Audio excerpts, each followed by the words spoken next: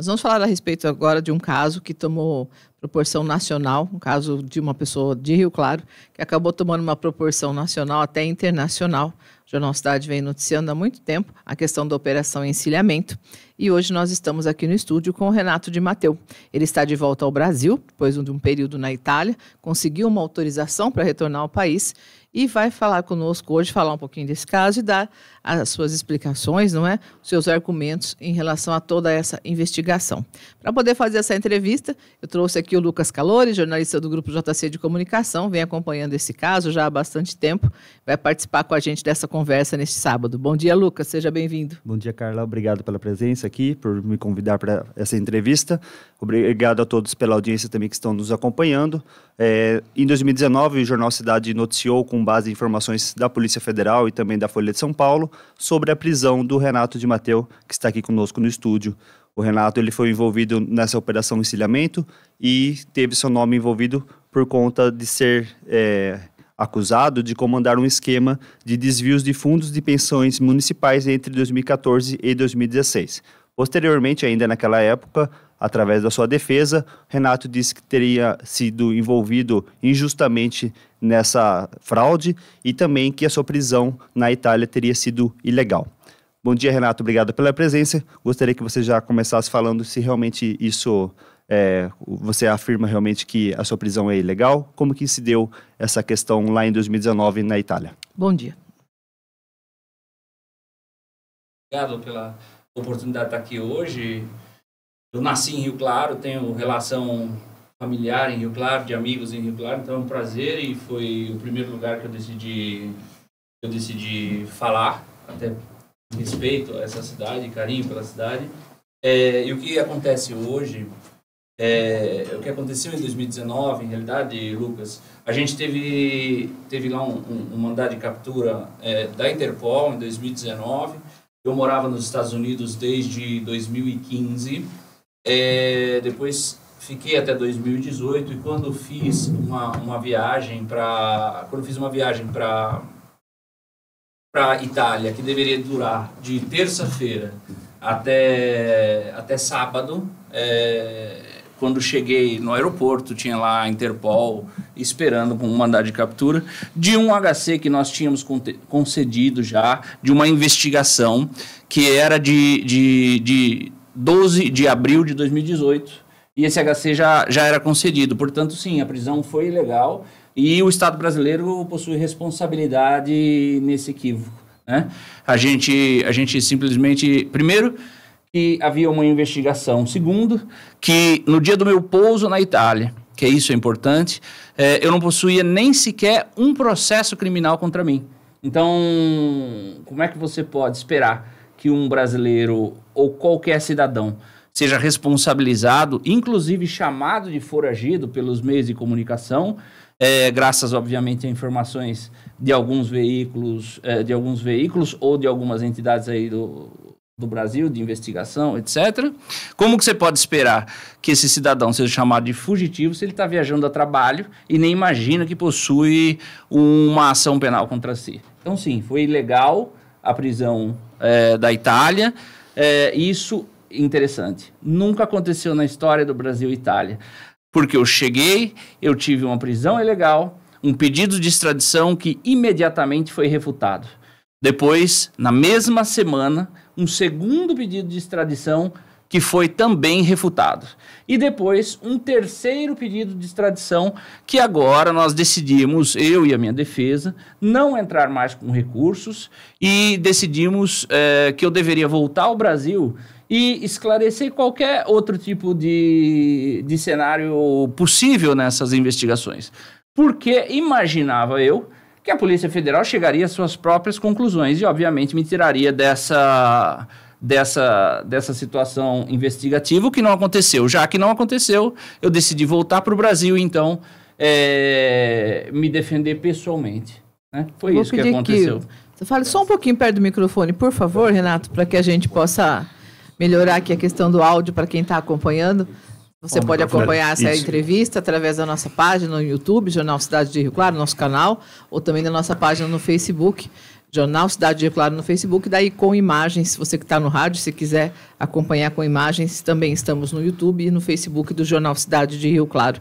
Agora também no rádio, a AM 1410 e na FM. Sintonize 106.1, você vai ver a melhoria aí na qualidade do seu áudio. Renato, você falava a respeito dessas questões de ter sido surpreendido, né, por essa prisão ao chegar à Itália. Mas você tinha ciência de que você estava envolvido num caso aí que estava tomando uma proporção... quando a gente fala em mídia, a mídia nacional também vinha acompanhando. Você imaginava já que haveriam alguns desdobramentos. Primeiro, eu sou advogado, né, Carla, como você sabe. Então, ninguém deve ir para a prisão ser um trânsito em julgado, ponto. Né? Vamos começar por aí. O Brasil mudou muito e o Brasil hoje passa por um momento em que você prende a pessoa e espera que ela se defenda dentro da prisão, numa condição que piora muito ainda a sua capacidade de fogo contra as acusações do Estado. Então...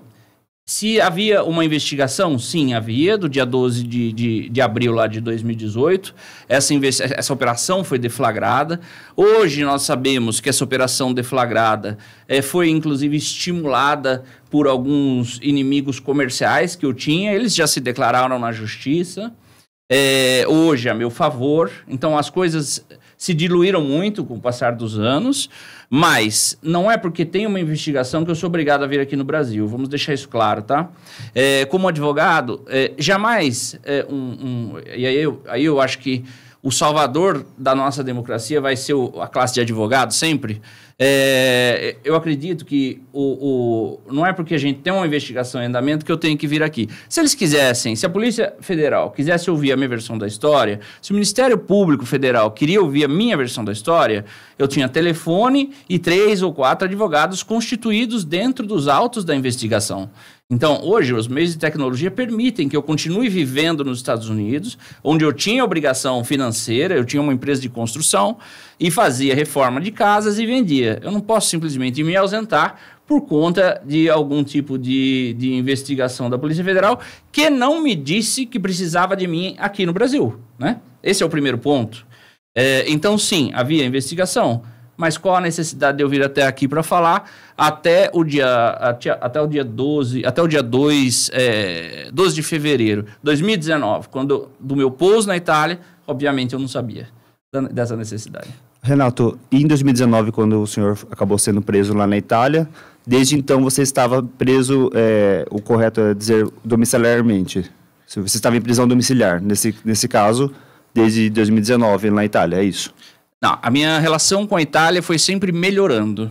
Então, quando eu cheguei na Itália e o juiz italiano verificou a postura do Brasil em relação a mim, imediatamente derrubou a extradição e exigiu e determinou a minha saída do cárcere, isso em poucos dias.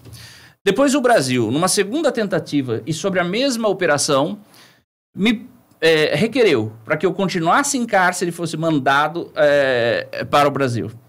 E aí, de novo, o juiz decidiu pela minha soltura do cárcere e para que eu fosse para casa aí nesse regime domiciliar.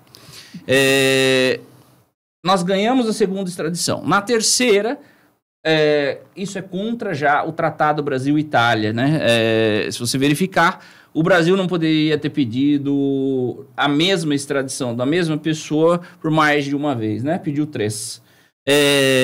E aí foi o que aconteceu, e sempre pelos mesmos fatos, obviamente, operação encilhamento, RPPS, essa história toda. Então, não é porque você muda o contexto daquilo que você está escrevendo que muda necessariamente o objeto de análise da justiça, né?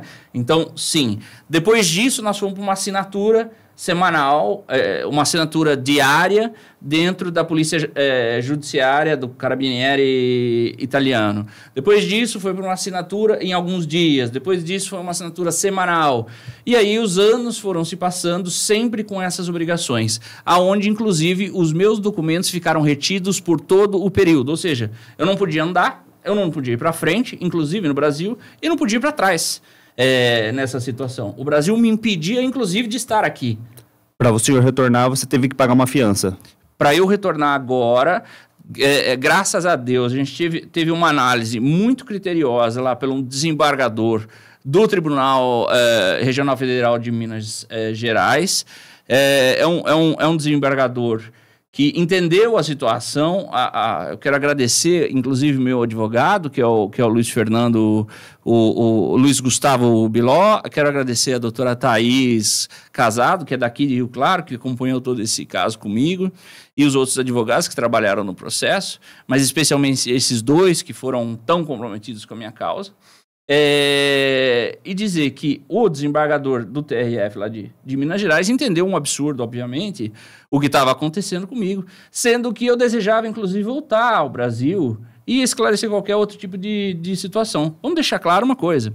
Os desembargadores aqui de São Paulo sequer exigiram a minha volta para o Brasil quando eles me concederam o habeas corpus. Isso é importante. Isso aconteceu de forma prévia a essa prisão provisória que veio lá de Minas Gerais.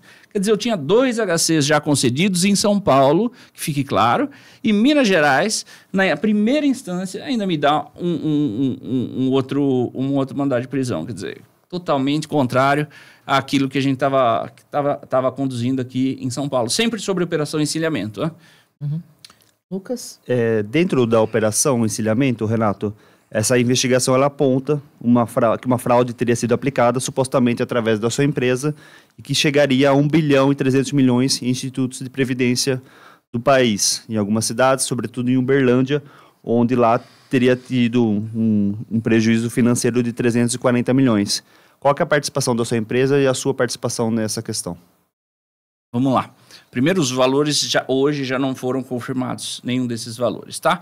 Como você citou, Lucas, o exemplo de Uberlândia, em Uberlândia a gente tinha lá 340 milhões de aplicações em que o Ministério Público Federal dizia serem aplicações temerárias ou aplicações de alto risco, ok? Primeiro, quem decide risco de operação não é a consultoria que eu tinha. Quem decide risco de operação é uma agência de rating e todos esses fundos possuíam o seu rating. Quem decide se esses fundos podem ou não trabalhar é a CVM, e todos eles tinham autorização da CVM. Portanto, a participação minha é completamente distorcida. Primeiro, porque pessoalmente eu só era acionista de uma consultoria, e eu possuía uma equipe que trabalhava dentro da operação em si, da operação de análise e verificação dos fundos. Então, esse é o primeiro absurdo. No caso Uberlândia, para vocês terem uma ideia, nós chegamos a levantar agora em 2021 e me parece que nós temos mais já de 250 milhões devolvidos aos cofres do IPREMO. Ou seja, o dinheiro não foi desviado. Eram fundos, esses fundos receberam o recurso e receberam o resgate. E muitos dos prejuízos oriundos daquela gestão foram dados apenas na gestão subsequente da que eu prestei serviço, e não da nossa gestão naquele período. Nós não fizemos gestão, nós fizemos consultoria, ponto. Então, deixando claro para você, o valor é tão absurdo que hoje nós temos mais de 80% apenas no caixa do RPPS de Uberlândia que já voltaram. Eles fizeram resgate e o dinheiro estava lá, eles pegaram de volta. Então, aonde está esse valor? Esse valor, obviamente, é um valor que se coloca na imprensa para chamar a atenção midiática sobre uma operação. E eu posso dizer outra coisa para você. Quanto foi recuperado dessa operação encilhamento? Eu te digo que foi 0. 0. A operação encilhamento não possui recuperação. Pagamento de multa não é recuperação de recurso. Vamos deixar claro. Se algum réu teve que pagar a multa por algum tipo de conduta, isso não é recuperar recurso. Outra coisa, recurso resgatado. Por que hoje, as mesmas fontes suas, que eu não vou perguntar quais foram, por que hoje as suas fontes não te ligam para dizer que você tem hoje mais de 80% resgatado nos fundos, por exemplo? Por que as mesmas fontes não dizem quem são os donos dos fundos que ainda não deram resgate e não eu? Porque eu não era dono de fundo. Eu fui dono de um fundo de investimentos que chamava Fleet Investimentos. Nós recebemos aporte de Uberlândia, um aporte de 20 milhões de reais. Esse era o único fundo nosso que eu era acionista, não era o gestor. Eu também era só acionista. Isso logo depois que eu já tinha, inclusive, vendido a DMF Advisors. nós devolvemos 21 milhões e qualquer coisa para aquele fundo. Ou seja, o único fundo que eu fui realmente acionista, eu devolvi o dinheiro principal e devolvi o lucro para aquele fundo, para aquele RPPS.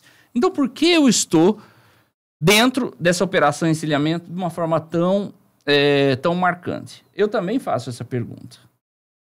Eu queria fazer uma pergunta do ponto de vista do servidor público. Eu imagino a situação, nós somos todos trabalhadores aqui, e você recolhe mensalmente os seus valores para que tenha no futuro a sua aposentadoria, a sua tranquilidade merecida. Quando se cria um fundo de pensão, um fundo de aposentadorias, por que o investimento em negócios de risco?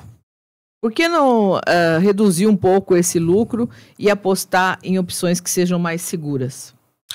Como eu disse, Carla, essa não é uma decisão minha. A vocação do Instituto não é uma decisão minha. Vou dar um exemplo em Minas Gerais. Em Minas Gerais, Uberlândia estava sendo gerida pelo PT naquele momento, mas eu também tinha como cliente Uberaba, que era gerida por um outro partido político. Eu também tinha Divinópolis, que era gerida pelo PSDB naquela época. Então, vamos entender, a vocação e o como ele quer gerir não diz respeito ao Renato ou não diz respeito à DMF Advisors. Você fazia intermediação só? Não, intermediação não. Consultoria. Eu tinha uma consultoria que dizia, olha, esse cara aqui tem a agência de rating que está dizendo que ele pode aplicar ou não pode aplicar. Então, a nossa qualificação era muito interessante, porque o termo que nós utilizávamos na nossa qualificação era apto ou inapto. Só isso. Se você quer aplicar ou não, é um problema seu. Então, inclusive, eu convido todos depois a olharem o meu LinkedIn, Renato de Mateu Reginato, porque ali, o presidente do RPPS de Uberlândia, eu fiz uma entrevista com ele e perguntei para ele se em algum momento, durante o período que a minha empresa trabalhou com ele, nós chegamos a fazer gestão. E ele confirmou. Ele é o réu principal da ação penal em que eu sofri esses 4 anos e meio de agressão. E ele disse, não, jamais você fez gestão para nós. Quer dizer, ele chamou a responsabilidade para si. Então essa teoria fraudulenta para mim, porque isso sim é fake news, essa teoria fraudulenta da minha gestão foi negada pelo próprio presidente do RPPS. E está ali publicado no meu LinkedIn, Renato de Mateu Reginato. Você pode entrar lá e vai ver a entrevista dele. A gente perguntou para ele, a gente chegou a influenciar na licitação do teu instituto? Não, de forma nenhuma. Vocês nunca vieram aqui para pedir nada para nós. A gente se conhecia por acaso? Não, nós nunca fizemos. Quer dizer, todos os elementos que foram colocados como elementos de nossa culpa ou de nossa atuação foram negados pelo réu principal da ação de Minas Gerais. Minha pergunta agora é, por que essa ação continua em pé contra mim? Ou contra minha ex-mulher, por exemplo, que nem sequer frequentou, não sabe nem que o RPPS lá era cliente nosso. Quer dizer... Mas como consultor, você não deveria orientar sobre riscos? Era no caso de investimentos de alto risco? Mas se eles receberam mais de 80% hoje já, ou aproximados 80% dos valores de volta, me desculpa, mas... Eles receberam o dinheiro de volta com lucro. Quem foi que disse que estava arriscado? Porque, veja bem... Depois de quanto tempo esse dinheiro voltou? É normal que isso demore de 2 a 5 ou a 10 anos. Isso é normal, porque é o tempo, se chama tempo de maturação do investimento. Então, isso é completamente normal. Agora, Renato ou a DMF Advisors, isso é importante. Vamos destacar isso. Eu não sou agência de risco. Se você acha que esse fundo era arriscado, é a agência de risco que está errada lá. Então, quem coloca a final era o conselho do instituto. Sempre.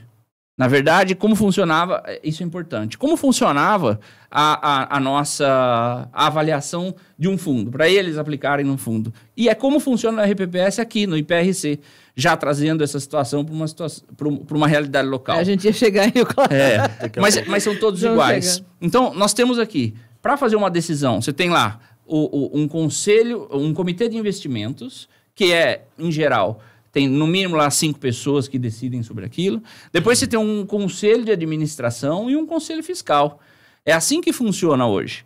Quem faz a apresentação? Isso é muito importante. Quem faz a apresentação dos fundos de investimento para um RBPS? É o gestor, não era a consultoria nossa. Se você olhar as atas, inclusive a gente tem essas atas para disponibilizar, se você vai ver o nome de quem foi lá vender os fundos para aquele RPPS de Uberlândia. E para os RPPS de Rio Claro, e para os todos eles têm uma ata. Por que que as atas não estão juntadas no inquérito policial Operação Encilhamento? É a pergunta que eu faço. Porque se disseram para nós lá, ou naquele momento disseram que nós fizemos lá a distribuição, o que não seria ilegal. Vamos deixar bem claro, tá? Seria aí uma quebra, talvez uma quebra ética, alguma coisa nesse sentido, mas não é uma ilegalidade, porque eu não sou gestor naquele momento, tá? Mas vamos imaginar que nós tivéssemos feito. O que não aconteceu? Porque a investigação não chegou diretamente nas atas que apresentam os nomes de quem foi fazer a venda dos fundos de investimento. Essa é a pergunta que nós temos que fazer.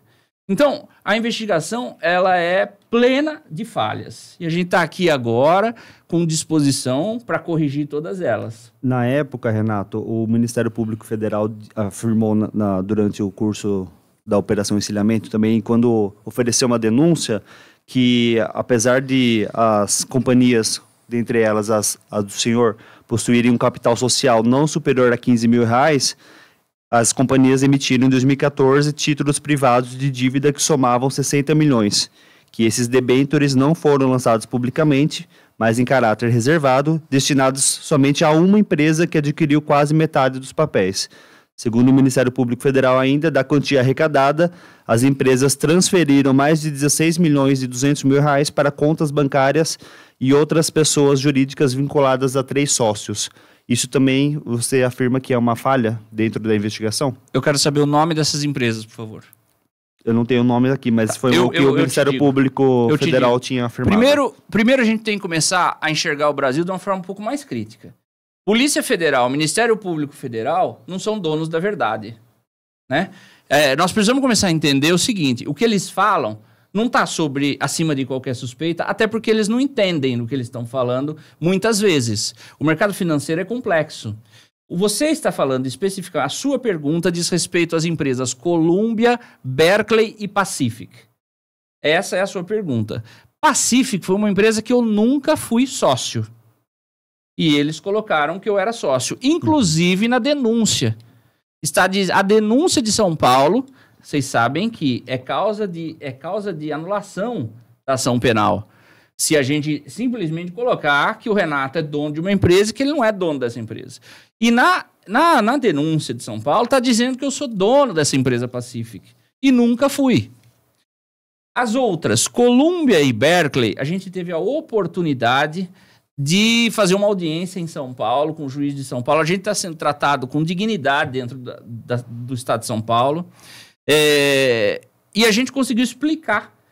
Por quê? Porque a gente tinha todos os documentos da nossa retirada societária da Columbia e da Berkeley. Essas duas, sim, eu fui sócio.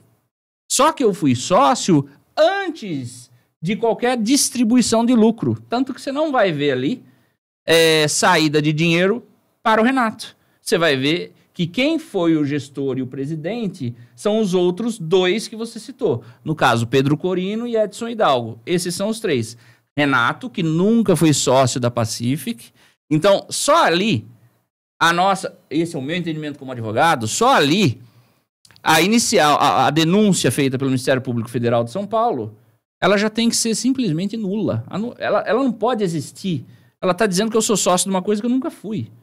E aí, depois, obviamente, a gente desenvolveu o tema dentro da audiência e mostrou que a Columbia e a Berkeley, essa sim, a gente foi sócio, a gente saiu muito antes de qualquer tipo de negociação e retorno financeiro. Inclusive, só me deu prejuízo isso. Em relação a Rio Claro, né, já que o Renato já citou, nós estamos conversando com o Renato de Matteo a respeito dos desdobramentos, investigações em relação à Operação Encilhamento. Na situação de Rio Claro, nós temos informações mais detalhadas, porque ao longo dos últimos anos nós recebemos aqui representantes do Instituto, dos governos, né, Lucas, das administrações passadas, e a informação que foi declarada é de que são 15 milhões de reais que foram perdidos, que não retornaram ao IPRC. Foi o prejuízo que o IPRC amargou na época em relação, no período em que você estava ligado ao IPRC. Eu gostaria de saber, Renato, como é que foi essa sua participação dentro do Instituto de Previdência dos Servidores aqui de Rio Claro? Primeiro eu quero perguntar, eu preciso perguntar para você, Carla, quais são esses fundos e qual a ligação eu tinha? Porque... Falaram a respeito do Fundo Roma, né? Que o prejuízo Além teria disso, seriam vindo seis fundos, entre eles o Fundo Roma. Uhum. Porque, vamos entender aqui, em Rio Claro eu nunca prestei serviço de consultoria. Inclusive, você tem a entrevista do presidente daqui de Rio Claro, dizendo que o Renato nunca prestou serviço de consultoria em Rio Claro e que, portanto, não tem correlação nenhuma com a Operação Encilhamento. Vocês concordam que nós estamos na mesma página? Sim. Então tá. Esse é um momento de quando eu fui diretor financeiro concursado do IPRC, muito antes de Operação Encilhamento, muito antes, inclusive, de qualquer tipo de conhecimento meu mais a fundo de fundo de investimentos. Naquele momento, como hoje, um vendedor de fundo vai até o lugar, conversa com o superintendente. Vocês vão lembrar que o superintendente na época era o Sérgio de Campos Ferreira, não era o Renato de Matteo. Então, se você tem alguma pergunta mais aprofundada sobre esse tema, eu acho que seria até mais apropriado falar com o Sérgio de Campos Ferreira. A sua função do IPRC, você não se envolvia, não opinava sobre as opções de investimentos? Eu era diretor financeiro da época, trabalhava assim, enfim, fazia inclusive a tesouraria junto, a gente acumulava. Fiquei apenas por 1 ano e meio, 2 anos dentro daquele RPPS, enfim, depois eu pedi a minha exoneração e fui trabalhar como empresário. Foi assim que aconteceu. É um evento que nós estamos falando que deve ter acontecido que em 2010, 2011. Então são muitos anos, né? Por que acaba se atribuindo ao senhor essas perdas financeiras? Quem atribui a mim? Eu não atribuo a mim. Quem atribui a mim? Porque nós precisamos começar a entender, inclusive, essa é uma defesa a justiça não erra. Quem erra é uma pessoa que trabalha para a justiça. Quem é que fala que essa perda foi minha? Isso não pode ser uma coisa fantasmagórica. Eu preciso saber quem é essa pessoa. Porque eu preciso saber se ela tem a técnica necessária para discutir comigo sobre risco. Vamos começar por aí. E eu estou dizendo que na questão RPPS ou IPRC, aqui em Rio Claro, nós não chegamos a trabalhar aqui em Rio Claro. A DMF não trabalhou, não prestou serviço, a gente nem quis, porque eu tinha sido diretor financeiro e não achava conveniente, até conflituoso naquele momento, eu imaginava se eu viesse aqui prestar esse serviço e acabei decidindo não fazer. Como disse, tinha um superintendente e tinha um conselho, exatamente, um comitê de investimentos, tinha um conselho administrativo e um conselho fiscal. Então, a decisão nunca é unitária, nunca é uma pessoa que fala lá, olha, vamos fazer uma aplicação em tal lugar. Isso foi o que eu vivi dentro de um RPPS. Aqui era assim. O responsável pelas aplicações não era você diretamente enquanto diretor financeiro, era o grupo. Não, sempre o grupo. Porque é sempre uma decisão colegiada. Eu não consigo... eu vi algumas leituras dentro do inquérito policial onde alguns dizem, porque o prefeito mandou fazer essa aplicação. Nós nunca tivemos influência, na época do nevoeiro, por exemplo, nós nunca tivemos influência do nevoeiro dizendo se devia aplicar no lado A, ou B, ou C, de qualquer tipo de fundo de investimento, que foi o prefeito da época, né, quando eu entrei. Depois mudou, me recordo que era o prefeito do Otimari, logo depois. O prefeito do Otimari nunca disse aplica aqui, aplica ali. Não, existe um procedimento, né? A gente tem ali uma agenda. O superintendente, o Sérgio de Campos Ferreira, na época, ele recebia lá os fundos, esse fundo era apresentado para a diretoria financeira, aí sim, a minha diretoria, e essa diretoria financeira passava por uma consultoria na época, que obviamente não era minha, a gente não tinha nem consultoria na época, daí passava para o conselho fiscal e depois passava para o comitê... o Conselho de Administração. Agora, eu quero deixar uma coisa clara. A gente tem que começar a entender a questão financeira e nós não vamos só ganhar dinheiro. Vamos deixar claro, porque está parecendo, inclusive, que aquele que assume um cargo de gestão financeira, ele é obrigado a ganhar dinheiro. No mercado financeiro, a vida não é assim. Eu, pessoalmente, ganho e perco dinheiro do mercado financeiro. Não se pode esperar que um RPPS ganhe. Isso não vai acontecer. Mas quando você lida com patrimônio que não é seu, no seu caso, você investe seu dinheiro da forma que achar mais adequado. Agora, quando você lida com patrimônio que é de outras pessoas, né, que se trata aí do futuro do servidor, não deveria haver mais cautela? Eu imagino que um prejuízo de 15 milhões, eu não sou da área, mas um prejuízo de 15 milhões afetou os cofres aí do Instituto, que é o que dizem que, inclusive, foi difícil sair dessa fase aí dos prejuízos. Eu discordo, Carla. Tecnicamente, eu discordo. Qual o percentual dos 15 milhões sobre o patrimônio líquido do fundo? Estou dizendo, não fui responsável, eu não precisava nem estar defendendo aqui o superintendente Sérgio de Campos Ferreira, porque isso não diz respeito a mim. Mas eu discordo com a sua afirmação. Qual é o percentual dos 15 milhões sobre o patrimônio? Qual o patrimônio do RPPS de Rio Claro? Vocês sabem dizer? Na época, não sei dizer. Aproximadamente 300 milhões. 15 milhões disso é o que estava dentro de uma operação. E vamos deixar claro, essa operação possuía garantias reais. Então, provavelmente, o atual presidente aqui do IPRC deve ter uma ação na justiça para recuperar essas garantias reais. Deveria ter. Então, não sei como isso se desenvolveu ao longo dos anos, mas é assim que funciona. E sobre o que você falou sobre risco, com certeza havia uma agência de rating que dizia que aquilo era de baixo risco de crédito, porque senão não tinha sido aprovado pelo nosso conselho de administração. Então, eu não precisaria, como eu disse, defender o Sérgio aqui nesse momento, mas eu acho muito leviano a gente fazer uma análise dessa, imaginando que a pessoa que mexe no mercado financeiro só vai acertar. 2, não havia empréstimo sem garantia. Então, eu garanto para você que a gente tem ali, com certeza, isso daí o próprio presidente do IPRC atual pode dizer, a gente tem certeza que eles devem ter algum procedimento jurídico contra esse fundo Roma, não é isso? Esse fundo Roma tentando fazer esse dinheiro voltar para os cofres do IPRC. Ao longo desse tempo, Renato, dentro da administração municipal, se fala que somente durante a época em que você estava como diretor financeiro que ocorreu perda financeira dentro do IPRC, que depois disso a gestão não registrou esse tipo de déficit tão vultuoso quanto desta época. Como que você avalia esse comentário que tem nesses bastidores da administração pública? Eu fui candidato a deputado federal em Rio Claro. A administração pública é feita de político. Eles não vão simplesmente dizer o Renato acertou tudo aqui. E estão atribuindo a mim uma responsabilidade que era do presidente, não minha. Então vamos considerar, assim, de novo, é uma afirmação leviana, porque imaginar primeiro que só o fundo Roma é um problema, está errado. 2, se eventualmente houvesse um problema, isso deveria ter sido visto lá em 2010, 2011. Por que esse problema não chegou até hoje aqui? Na realidade, a gente tem a informação de que o Tribunal de Contas solicitou sindicâncias para o Instituto de Previdência sobre os 6 fundos que foram aplicados durante a sua gestão. O IPRC até hoje faz sindicâncias apurando essas perdas para o Tribunal de Contas do Estado. E está esperando o quê? Prescrever? Porque se houve o crime já está prescrito, não é assim? Então a gente tem que entender o que é política e o que é realidade, já disse. A gente precisa entender o que é realmente que está acontecendo dentro do IPRC.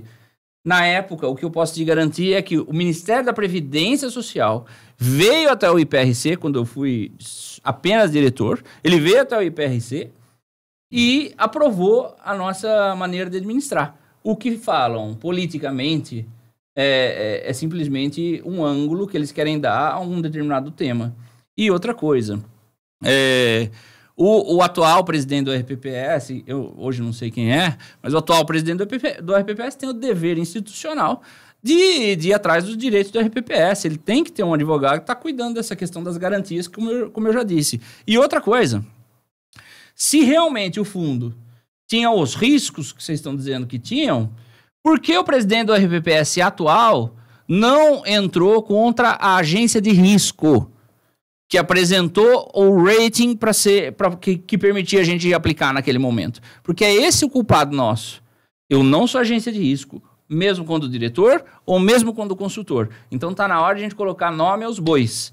Não existe mais possibilidade hoje. O Brasil atual, e acho que a própria evolução da nossa sociedade, tem que começar a atribuir responsabilidade. Responsabilidade dentro da justiça, responsabilidade dentro do jornalismo, responsabilidade dentro da área de gestão financeira. Todo mundo tem que ser responsabilizado daqui para frente. Não pode ser essa denúncia genérica, como as coisas acontecem aqui, né? Porque é interessante criticar o Renato, que era político aqui, para que ele não tenha mais um poder político na cidade. Sendo que nem presidente do RPPS eu era.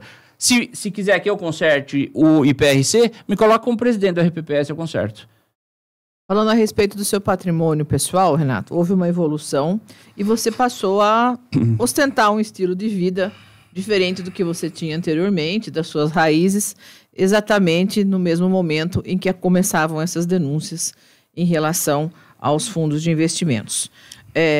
Trata-se do seu patrimônio pessoal, mas como você é um investigado dentro da Operação Encilhamento, a gente, logicamente, que tem que fazer essa pergunta. Você explica como essa sua rápida evolução financeira. Enquanto os meus amigos faziam festa, eu estudava. Vamos começar por aí. Inclusive, eu sou seu colega de universidade da Unesp. Enquanto você fazia doutorado, eu, com 20 e poucos anos, já fazia o meu mestrado e já era advogado. Uma carreira acadêmica não rende um alto padrão de vida de jeito nenhum. Mas não se esqueça que essa sagacidade acontecia enquanto eu já trabalhava também 8 horas por dia. E essa é a realidade nossa. Então, eu tinha uma jornada, no mínimo, de 12 horas por dia ali, de trabalho, assim sabe, como Carla? Muitos brasileiros que também continuam enfrentando dificuldades. Mas eles não decidiram trabalhar na área financeira. Então, é aí que tá. Você tem que aprender que você é proporcional àquilo que você escolhe fazer, né? Eu decidi trabalhar na área financeira. E eu me especializei numa coisa chamada estruturação financeira, que é uma coisa lucrativa. E não tem a ver com distribuição. E ganha menos, inclusive, do que eu ganhava.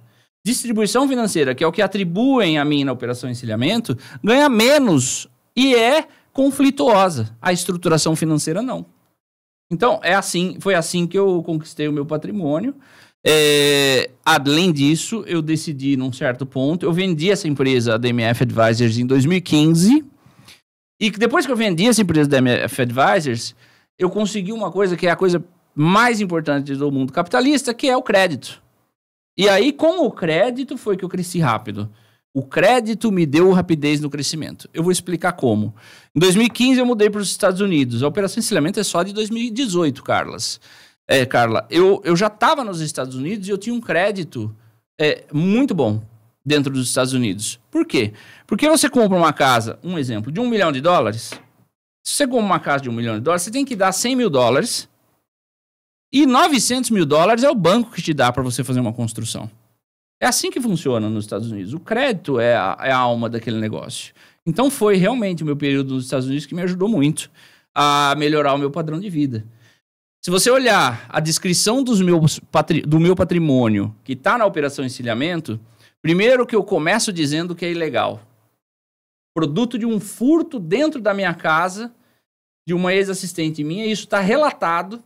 Você tem, obviamente, acesso ao relatório original da Operação Encilhamento e eu estou te dizendo o que aconteceu depois de 5 anos. Isso não poderia estar aí, porque o meu patrimônio ele é preservado. Eu vou fazer uma pergunta para vocês. Como é que a Procuradoria da República, a Polícia Federal, sabe que eu comprei uma embarcação para fazer aluguel, porque era esse minha teoria, eu tinha comprado uma embarcação para fazer... para alugar, para as pessoas passarem fim de semana. Então é um negócio, não é para uso pessoal meu, né? Como que eles têm acesso a esse documento que é sigiloso? Essa é a minha pergunta. Prova ilícita. Mais uma vez, o Ministério Público Federal utilizou de prova ilícita dentro. Então, quer dizer, veja a quantidade de coisa. Primeiro tem inépcia da denúncia. Depois tem prova ilícita. Esses processos não poderiam seguir do jeito que são. Minha evolução patrimonial é a minha rapidez de fazer negócio, mas foi quando eu entendi que o crédito podia me ajudar a crescer rápido. Então, ali nos Estados Unidos, como o crédito era fácil, foi por isso que eu mudei. 2014 eu fui eleito aqui, 2015 eu fui para lá. E aí, se você ver a minha evolução patrimonial, inclusive aqueles descritos na Operação Encilhamento, eles são depois de 2015, que foi quando eu conheci e tive acesso ao crédito americano. Mas em 2014, na sua campanha eleitoral, você já tinha um padrão, você já fez investimentos bem acima da sua vida anterior, não é? Eu trabalhava, eu tinha empresa, tinha inclusive a DMF Advisors e tinha sempre o lastro imobiliário. Isso você não teve prejuízos como o Fundo de Rio Claro, por exemplo, de 15 milhões dentro dos seus investimentos? Eu não tenho 15 milhões de investimentos hoje. Eu tive prejuízos muito maiores e quem me causou esse prejuízo foi a República Federativa do Brasil. E quem me causou, vírgula, alguém que presta serviço pela República Federativa do Brasil. Porque o Brasil não faz mal para ninguém. Quem faz mal é alguém que presta serviços e utiliza o poder que tem na sua caneta para prejudicar alguém. Esse alguém foi quem me deu esse prejuízo. Que era tudo que eu tinha acumulado na minha vida inteira. Você que está no rádio aí, só para informar, nós estamos conversando com o Renato de Matteu a respeito da Operação Encilhamento. Lucas, por favor. Dentro da operação, Renato, hoje que pé que está essa ação penal? Qual que é o próximo passo da ação? Eu acho, essa é de todas a principal pergunta. Nós tivemos lá, 2018, deflagração da operação. 2019, uma prisão ilegal na Itália. Hoje nós estamos em 2023... Eu não tenho uma condenação penal nem em primeiro grau. E todo o meu patrimônio foi dilapidado. Meu casamento acabou. Os meus filhos eu não vejo há 4 anos. A justiça não pode antecipar a pena de ninguém. E eu fiquei na Itália por 4 anos e 3 meses aí, assinando, sujeito, sem meus documentos. Eu tinha que sair da casa e assinar todo dia na polícia judiciária, porque se isso não acontecesse... vocês sabem que se eu não vou na hora lá, elencada lá, eu tenho que ir para cárcere. Quer dizer, foi uma tortura. Eu fui para um exílio. E hoje, com vocês aqui, eu digo, não existe uma condenação, nem em primeira instância. Quer dizer, isso ainda tem segunda instância, terceira instância, STF e uma série de recursos. E eu já fui completamente dilacerado durante todos esses anos. Isso é legal? Vocês que são advogados, por exemplo, como eu, existe algum artigo na Constituição Federal que permite a antecipação de pena no Brasil? Como é que você pode imaginar que uma prisão provisória e preventiva pode durar 4 anos e meio? É uma pergunta que eu faço para vocês. Nós estamos em 2023. Não dá mais para a gente passar por cima de certas coisas no Brasil. E no mundo não dá mais pra gente... Eu fiquei... uma experiência de vida nos Estados Unidos longa, uma experiência de vida na Itália longa. Certas coisas não se pode mais permitir. Prisão provisória e preventiva de 4 anos e meio, quem vai ser responsabilizado por isso, gente? Você pretende pedir levar o caso adiante para ser ressarcido, para que haja uma indenização em relação a isso? Sim. Haverá um procedimento. O meu advogado, Luiz Gustavo Biló, tá cuidando disso. E todo esse período, inclusive as 3 empresas que eu perdi nos Estados Unidos, que eram as empresas que eu acabo de dizer, imobiliárias, onde a gente tinha crédito, eu tive que vender aquilo e pagar os bancos, obviamente. Então, dentro dos Estados Unidos... eu quitei as dívidas, mas junto com as dívidas, a minha entrada e todo o valor que eu investi, que era na verdade o meu recurso, que eu saí do Brasil, levei para lá para fazer, eu perdi junto. Então, sim, o Brasil, pela ação sempre de alguém, vai acabar tendo, sim, uma ação de indenização por tudo isso que eu perdi. Esse patrimônio seu nos Estados Unidos, essa embarcação, eu acho que tiveram imóveis também, provavelmente? Sim, eram os imóveis da construção. Eu morava em casa alugada lá. Perdi tudo. Tudo. Não tenho um patrimônio hoje nos Estados Unidos ou na Itália, um patrimônio pessoal. Não tenho. Ao longo dessa semana, aproveitar a sua presença aqui, Renato, quando nós anunciamos seu retorno a Rio Claro, inclusive, muito se falou sobre a sua campanha em 2014, que você, se não me engano, teve, acho que 41 mil votos, cerca de 40 mil votos, e muito já se acendeu aí um aceno aí na classe política de Rio Claro sobre suas pretensões em Rio Claro, políticas. Qual que é a sua pretensão política? Existe essa pretensão política em Rio Claro? Você sabe que É uma pergunta interessante, porque eu sabia que essa pergunta podia surgir. Em 2014, 2015, ali, eu decidi mudar para os Estados Unidos, obviamente pela questão financeira, mas também pela educação dos meus filhos, né? Eu queria que eles fossem educados em outro idioma, eles já tinham a educação lá em português, eu queria que eles fossem educados. Aí eu fiquei um tempo ali nos Estados Unidos, agora eu fiquei um grande tempo em Roma, eu sou italiano também, enfim. E eu tive saudades do Brasil, que é uma coisa que eu não imaginava que eu ia ter. Sabe, a sua pergunta está diretamente vinculada às saudades que eu senti do Brasil nesse momento. Eu nunca sonhei em ter. Então, hoje, realmente, obviamente, vou tentar me restabelecer patrimonialmente, restabelecer minha vida financeira. Durante 5 anos, eu não tenho uma multa de trânsito. Quer dizer, você não pode constranger um cidadão, um ser humano, a nada. Porque se tem 5 anos que você não chegou a uma condenação para esse cara e o réu principal está dizendo que ele não fez nada, tá na hora da gente enxergar a verdade do que está acontecendo nessa operação. E aí eu decidi voltar, mas eu decidi voltar daqui para frente, inclusive criando a minha base dentro do Brasil. Eu vou querer restabelecer as minhas relações econômicas e também políticas dentro do Brasil. Então, eu não sei aonde isso vai dar ainda. Essa resposta ainda é uma resposta que eu não tenho tanta precisão. Mas eu sei que eu vou querer contribuir com a política no Brasil que eu acompanhei de fora e vi tão dicotômica por tanto tempo aí, né? Uma coisa assim, ou tem um lado, ou tem um outro, e aí o outro que sai. Você tem que entender... Essa é a minha análise política hoje, né? Não é normal. Vamos pensar os últimos 5 prefeitos de Rio Claro, para a gente trazer para uma realidade nossa aqui.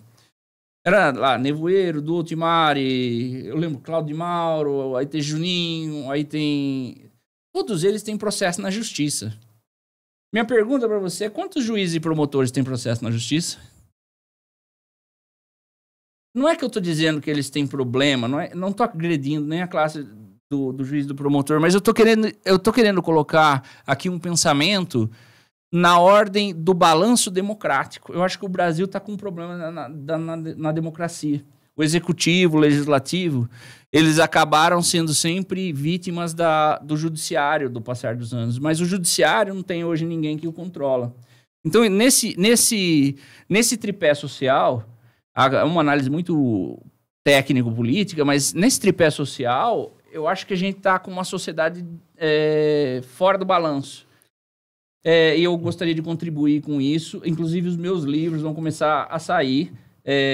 A gente vai fazer uma série de livros, tem já em andamento. Vai ser publicação... A publicação minha vai ser em inglês e depois em português. O livro vai tratar... do excesso de poder, do abuso de poder, vai tratar inclusive da não inserção da democracia dentro do poder judiciário. A gente vai ter uma série de livros. Não é um livro que eu quero fazer técnico, na verdade a gente está desenvolvendo uma coisa meio ficcional, mas com aquele cunho de análise social, né? Renato, você acha que, diante de toda a situação, a sua imagem acabou sendo manchada notoriamente e publicamente? Isso não vai atrapalhar a sua futura vida política, essa retomada da vida política? Eu não acredito em mancha do nome. Eu acredito que as pessoas vão vivendo e vão fazendo sua história, né? Porque antigamente, uma mulher separada tinha há 100 anos atrás, uma mulher que queria se separar e separava do marido, ela era considerada inútil para a sociedade. Isso mudou. Está na hora da nossa sociedade começar a entender que as pessoas, elas vivem e constroem a sua própria história. É assim que eu vejo. O que aconteceu comigo, primeiro que eu me alinhei muito com o espiritual nesse momento, foi um momento dificílimo para mim como pessoa, especialmente a distância dos meus filhos, especialmente quando você sabe que o que estão fazendo com você é contrário à lei, né? Um advogado que está vendo uma coisa acontecer contrária à lei.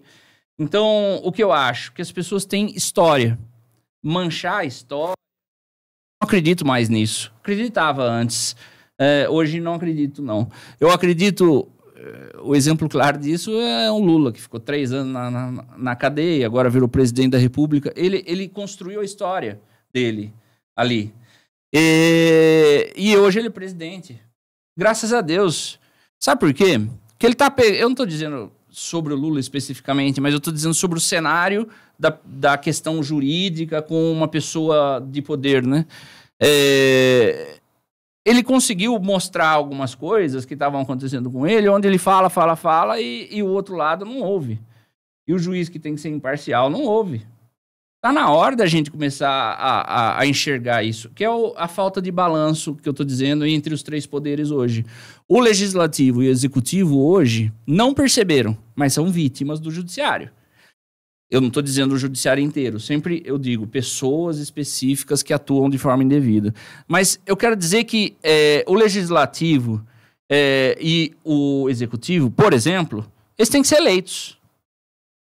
E o judiciário? Não. Basta você ser inteligente. Inteligência não é... Desculpa, mas a inteligência não resolve tudo. Você precisa de algo mais, né? Você precisa de sensibilidade, você precisa de dor. Dentro do meu livro, eu falo, inclusive, que todo juiz deveria ter 6 meses de prisão. Ué, porque aí ele vai saber a dor que é colocar alguém na prisão. Esse é um dos elementos que a gente discute dentro do livro. São 6 meses de prisão. Ele nunca mais vai fazer uma provisória, uma preventiva, ele nunca mais vai achar que deve colocar alguém na prisão por tanto tempo. Ele falou, opa, eu já vivi aquilo lá. A título de experiência, obviamente, né? Estou dizendo que a maturidade, dentro da sua realidade de vida pessoal, ela te ajuda a começar a enxergar as coisas de uma forma diferente. Esse período todo que eu tive, que foi um período difícil, sofrido emocionalmente, psicologicamente, financeiramente, foi uma guerra pessoal para me manter vivo, equilibrado, muito difícil, muito difícil. E aí me veio essa coisa de contribuir com algumas novas ideias sociais. Esse é o meu ponto. Eu tenho que tirar de tudo isso, eu tenho que contribuir com aquilo que eu aprendi. É assim que eu penso, né? E sobre a imagem, não me preocupo. Estou à disposição para debater com qualquer outra pessoa que esteja naquela cadeira vazia ali, eu estou disposto a debater. Muito bem.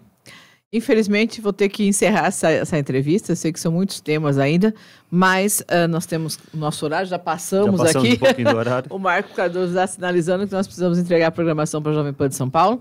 Quero agradecer a participação do Renato de Matteo. Renato, obrigada pelos esclarecimentos. Tenha um bom dia, bom retorno a Rio Claro. Obrigado, Carla. Obrigado, Lucas. Espero vê-los numa outra oportunidade.